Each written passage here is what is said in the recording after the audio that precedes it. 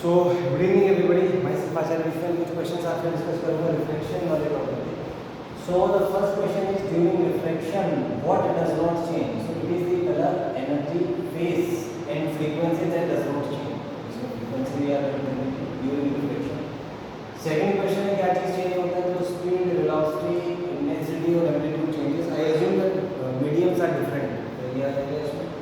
Third चीज is denser medium वो होता है जिसका म्यू ज़्यादा है, और जिसका म्यू ज़्यादा है उसमें लाइट का स्पीड कम होगा। यही से डेफिनेशन आता है रिफ्लेक्टिव इंडेक्स का कि अगर वैक्यूम में स्पीड कौन सी माने which is the highest achievable speed in nature. It's about 3 to 10 to power 8 metre per second, more precisely 299, 792, 458 metre per second है इसका एनसीईआरटी। तो mu is C by V, तो यहाँ से भी आपका आ जाएगा सी बाई वी। तो यहाँ से मैथमेटिकल रिलेशंस आप देखें तो कह सकते हैं म्यू जितना ज़्यादा होगा स्पीड उतना कम होगा। माने जिस मीडियम का रिफ्लेक्टिव इंडेक्स ज़्यादा उसमें लाइट का स्पीड कम होगा। इक्विवेलेंटली जिसमें रिफ्लेक्टिव इंडेक्स कम होगा उसमें स्पीड आपका ज़्यादा होगा। यहाँ से कह सकते हैं जिसका म्यू ज़्यादा उसको हम कहते हैं डेंसर मीडियम। डेंसर मीडियम में स्पीड कम होगा as compare to derivative, because inverse ratio में है। उसके बाद एक टर्म आता है μ2 by μ1, जिसको μ21 कहा जाता है, which is called reflective index of medium two with respect to 1।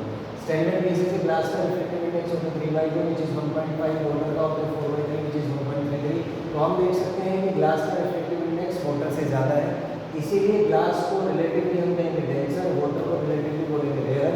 Speed denser में कम होता है तो ग्लास में कम होगा एज कम्पेयर टू वाटर, या वाटर में ज़्यादा होगा एज कम्पेयर टू ग्लास। फिर एक स्टैंडर्ड क्वेश्चन सॉल्व करते हैं। दो मीडियम से बने, 2 आयन इंसिडेंट के आर में रिफ्लेक्ट हुआ, 1 के कैरेक्टरिस्टिक्स λ1 v1 mu1, 2 के λ2 v2 mu2 और f1, ये इसके कैरेक्टरिस्टिक्स हैं। सो थिंग सबसे पहले mu1 sin i is equal to mu2 sin i, इसको कहते हैं Snell's law of reflection। यहाँ से कंपैरिजन आएगा mu1 is greater than mu2 तो sin i is less than sin r। इसमें फिर हम एनालिसिस आएगी कि sin i sin r से कम है तो i r से कम होगा, या r i से ज़्यादा होगा, या लाइट मूव्स और bends away from the normal. So thing is कि जब लाइट डेंसर से रियल मीडियम में मूव करेगी it will bend away from the normal, angle of reflection angle of incidence से ज़्यादा आएगा।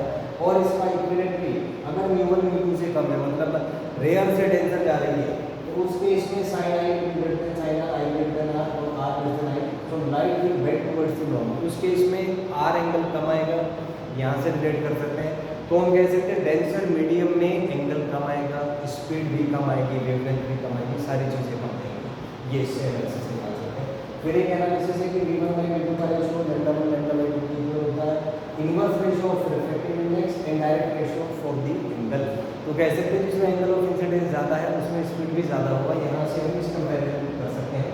फ्रीक्वेंसी दोनों मीडियम्स में सेम होगा, कलर, एनर्जी, मोमेंटम सेम रहेगा, इवन फेस भी सेम रहेगा। So these are the analysis which we can make regarding reflection of light. If you have any doubt you can ask me in the comment section. Thank you and have a nice day.